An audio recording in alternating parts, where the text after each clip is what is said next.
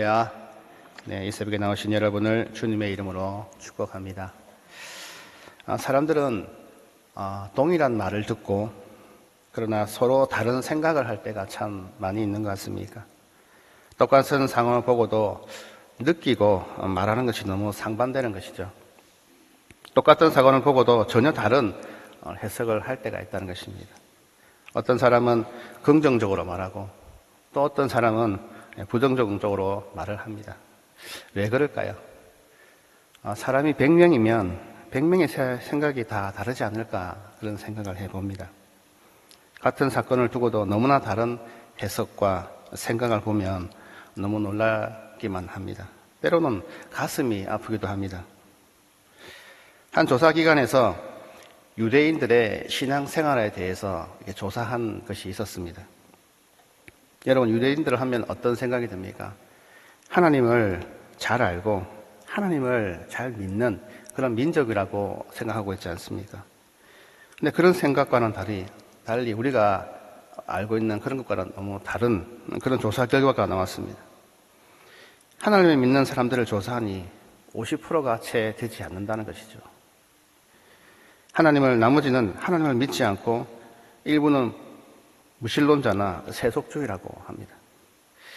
너무나 엄청난 일이죠. 하나님을 믿는 유대인들이 하나님을 믿는 숫자가 채 50%가 되지 않는다는 것입니다. 왜 그런 일이 일어났는가 조사를 해보니까 공통적인 얘기들이 나치 독일 때의 그 유태인 학살 사건 때문이라고 합니다. 600만의 그런 엄청난 민족이 박해를 받고 그들이 선택했던 것은 하나님은 살아계시는가? 하나님이 살아계시다면 어떻게 이런 일이 생겨나는가? 억울하게 하나님 백성이 죽어갈 때에 하나님은 어디 계셨는가? 이런 신앙의 회의 속에 그들은 하나님을 떠나게 되었다는 것입니다. 너무나 안타까운 일입니다. 오늘 본문에서는 하나님께서 약속하신 젖과 꿀이 흐르는 땅 가나안 땅을 기대하며 이스라엘 백성들이 출애굽하여 광야로 나갔습니다. 12지파에서 한 사람씩 뽑아서 40일 동안 그 땅을 정탐하고 이제 돌아왔습니다. 그런데 같은 상황, 같은 사건을 보고 왔지만 서로 상반된 의견을 내어놓습니다. 그 땅의 열매를 보여주며 한쪽은 그 땅에 들어갔는데 그것은 젖과 꿀이 흐르는 땅입니다. 그리고 거기 사는 사람들은 힘이 세고 그 성은 튼튼합니다. 그리고 엄청나게 큽니다. 그리고 거기서 우리는 안악사손을 보았습니다. 그리고 그곳에 여러 민족들이 살고 있습니다. 보고를 합니다. 또 한쪽에서는 우리가 올라가서 그 땅을 점령하는 것이 좋겠습니다. 우리는 분명히 할 수 있습니다. 이런 선포를 합니다. 그러자 그때 함께 올라갔던 사람들이 안 됩니다. 올라가면 안 됩니다. 우리는 다 죽습니다. 그들은 우리보다 훨씬 강합니다. 그곳에는 안악자손 그인족이 있는데 그들의 우위는 메뚜기처럼 보일 것입니다. 올라가면 안 됩니다. 우리는 다 죽습니다. 여러분, 이 소식을 들은 이스라엘 백성들의 반응은 어땠을까요? 오늘 1절 말씀입니다. 온 회중이 소리를 높여 부르짖으며 백성이 밤새도록 통곡하였더라. 2절입니다. 이스라엘 자손이 다 모세와 아론을 원망하며 온 회중이 그들에게 이르되 우리가 애굽 땅에서 죽었거나 이 광야에서 죽었으면 좋았을 것을. 3절에 어찌하여 여호와가 우리를 그 땅으로 인도하여 칼에 쓰러지게 하려 하는가? 우리 처자가 사로잡히리니 애굽으로 돌아가는 것이 낫지 아니하랴. 처음에 몇 사람의 부정적인 이야기가 나옵니다. 근데 그것이 이제는 온 회중, 온 이스라엘 자손들에게 퍼지고 사람들이 원망을 하기 시작합니다. 그리고 4절에 보게 되면 이에 서로 말하되 우리가 한 지휘관을 세우고 애굽으로 돌아가자 하네. 급기야는 리더자를 교체하려고 합니다. 안 된다, 못한다, 할 수 없어. 그만두겠어. 이 몇몇 사람들의 부정적인 이야기가 온 회중에 퍼지고 밤새도록 울고 급기야는 어떻습니까? 리더자를 교체하려는 그런 일도 일어나게 됩니다. 사람들은 똑같은 사건과 상황 속에서 사람들은 두 가지 선택을 하게 됩니다. 크게 보면 중도를 선택하는 사람들도 있겠지만 결국은 표현을 하고 하지 않고의 차이지 결국은 긍정과 부정입니다. 그들은 우리가 애굽 땅에서 죽었거나 이 광야에서 죽었으면 좋았을 것을 어찌하여 여호와가 우리를 그 땅으로 인도하여 그들을 칼에 죽게 하는가? 가족들이 무슨 잘못이 있어서 사로잡혀 수묘를 걷게 하는가? 차라리 애굽으로 돌아가서 노예 생활을 하는 것이 안전하지 않는가 항의를 합니다. 그래서 다시 지도자를 다시 뽑아서 애굽으로 돌아가려고 합니다. 다른 한쪽의 반응은 어떻습니까? 5절입니다. 모세와 아론이 이스라엘 자손의 온 회중 앞에 엎드린지라. 모세와 아론의 반응은 그들과 대적하지 않았습니다. 오히려 거기 모여있는 온 이스라엘 회중 앞에 땅에 얼굴을 묻고 엎드립니다. 중동 사람들이 보면 하루에 5번씩 기도하는 모습을 볼 수 있습니다. 그들이 기도할 때 어떻습니까? 땅에 완전히 엎드려서 기도하는 모습을 볼 수가 있습니다. 여러분, 엎드린다는 것은 무슨 뜻입니까? 자신을 철저하게 낮추는 것이죠. 사람들 앞에 자신을 엎드리고 땅에 얼굴을 묻는 것이 아니라 철저하게 하나님 앞에 얼굴을 묻고 하나님 앞에 아뢰는 것입니다. 6절 말씀에 보게 되면 그 땅을 정탐한 중 눈의 아들 여호수아와 여분네의 아들 갈렙이 자기들의 옷을 찢고 7절에 이스라엘 자손의 온 회중에게 말하여 이르되 우리가 두루 다니며 정탐한 땅은 심히 아름다운 땅이라. 그 땅을 직접 정탐하고 온 여호수아와 갈렙이 자신의 옷을 찢고 외칩니다. 여러분, 여기서 옷을 찢는다는 것은 너무나 격심한 분노나 너무나 강한 슬픔을 표현하는 그런 행동입니다. 그리고 이스라엘 백성들에게 말합니다. 7절 말씀에 이스라엘 자손의 온 회중에 말하되 이르되 우리가 두루 다니며 정탐한 땅은 심히 아름다운 땅이라. 8절입니다.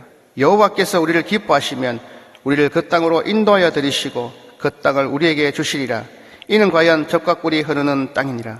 9절에 다만 여호와를 거역하지는 말라. 또 그 땅 백성을 두려워하지 말라. 그들은 우리의 먹이라. 그들의 보호자는 그들에게서 떠났고 여호와는 우리와 함께 하시느니라. 그들을 두려워하지 말라 하나. 사랑하는 성도 여러분, 사단이 우리에게 주는 마음은 두려워하는 마음입니다. 디모데후서 1장 7절 말씀을 보게 되면 하나님이 우리에게 주시는 것은 두려워하는 마음이 아니요 오직 능력과 사랑과 절제하는 마음이라고 하였습니다. 사단은 우리가 하나님의 일을 할 때에 두려운 마음을 줍니다. 그 두려워하는 마음이 무엇일까? 사실 어떻게 보면 이스라엘 백성들이 하는 말이 전혀 틀린 말은 아닙니다. 430년간 노예 생활을 하며 전투라고는 해보지 않았던 이 이스라엘 민족들이 이 노예 생활을 했던 이 백성들이 어떻게 가나안 땅에 들어가서 그것 생활에 특화되어 있고 그리고 조직이 갖춰져 있는 그 민족을 상대로 어떻게 싸울 수가 있겠습니까?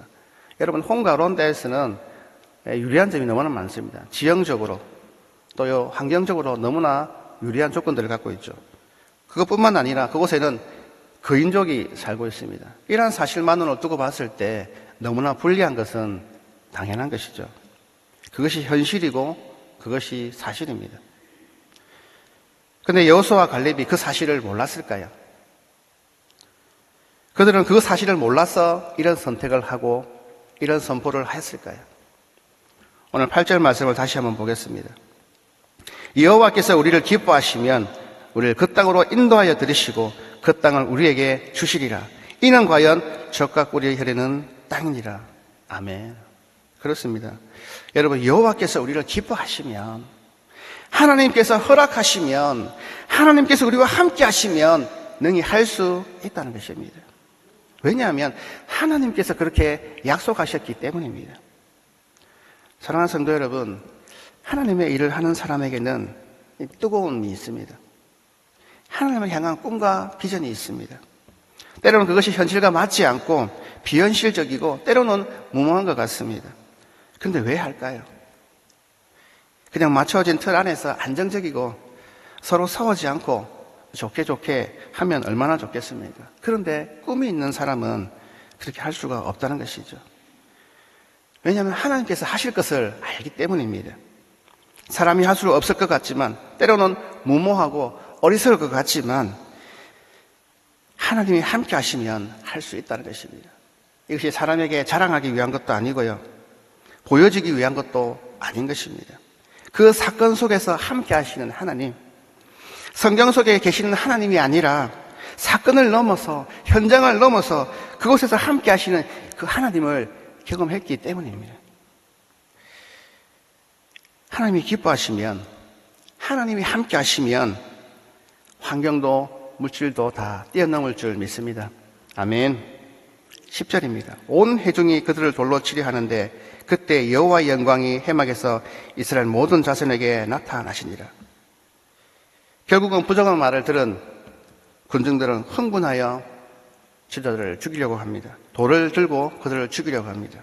그때 하나님께서 그곳 가운데 개입하십니다. 결국 이 사건으로 인하여 하나님의 분노를 사게 되고 결국 출애굽 이스라엘들은 갈렙과 여호수아를 제외하고는 가나안 땅에 들어가지 못하게 됩니다. 사랑하는 성도 여러분, 우리가 하나님을 믿고 예수 그리스도를 믿음으로 구원을 받았지만 축복은 다릅니다. 하나님을 신뢰하고 순종하는 자를 통하여서 하나님은 일하시고 축복하십니다. 우리는 그저 현실만 바라보고 안 된다 판단하는 것이 아니라 그 사건 속에서 계시는 그 하나님, 하나님의 기뻐하는 일이 무엇인가 먼저 보아야 하는 것입니다.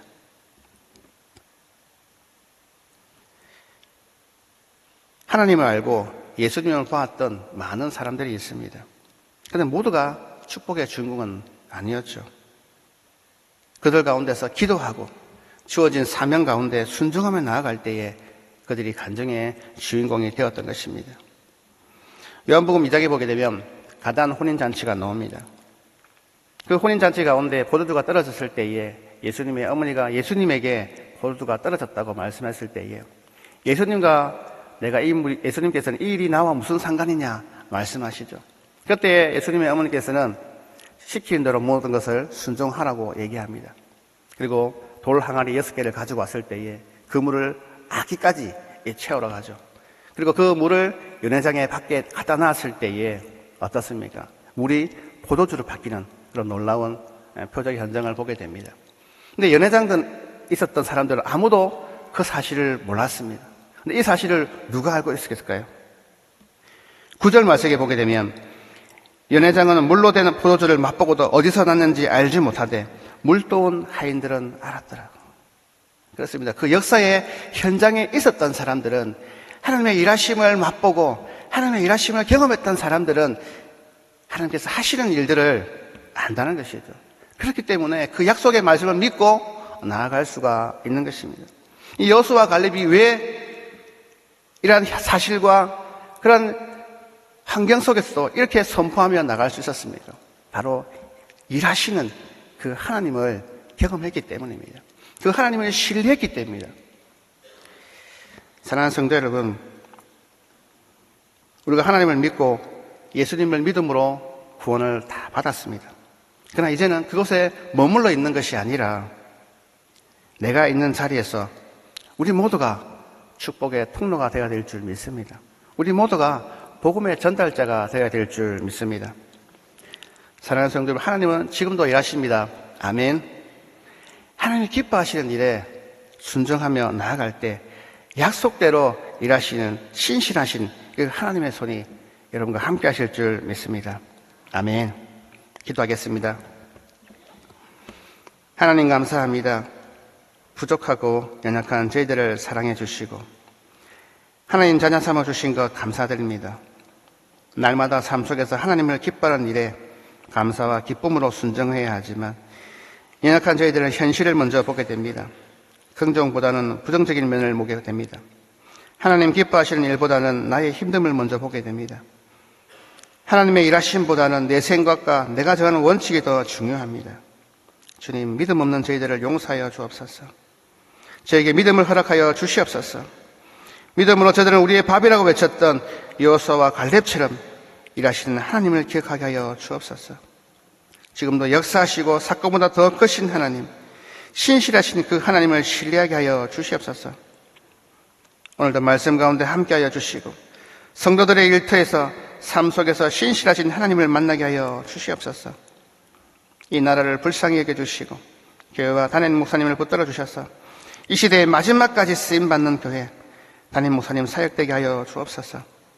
자녀들과 가정과 직장과 사업장 가운데에 하나님의 일하심을 나타내어 주시고, 특별히 환우들과 가족들을 불쌍히 여겨 주셔서 급속한 회복과 휴가 있게 하여 주시옵소서. 이제 추석 연휴 기간입니다. 믿지 않는 가정들을 불쌍히 여겨 주시고, 그곳 가운데 믿음의 씨앗이 자라나게 하셔서 주님의 때에 열매 맺게 하여 주시옵소서. 온 가족들이, 사랑하는 자들이 함께 주님을 예배하며 찬양하게 하여 주시옵소서. 올 추석 연휴 가운데 사랑하는 성도들과 함께 하여 주시고 평안을 허락하여 주시옵소서. 이 시간 동안 귀한 예물을 올려드립니다. 올려드린 손길마다 축복하여 주시고 흔들어 넘치는 복을 허락하여 주시옵소서. 각양의 기도 제목 가운데 주님 만나 주시고 기도의 소원을 들어주시옵소서. 감사합니다. 이 모든 건 예수님 이름으로 기도합니다. 아멘.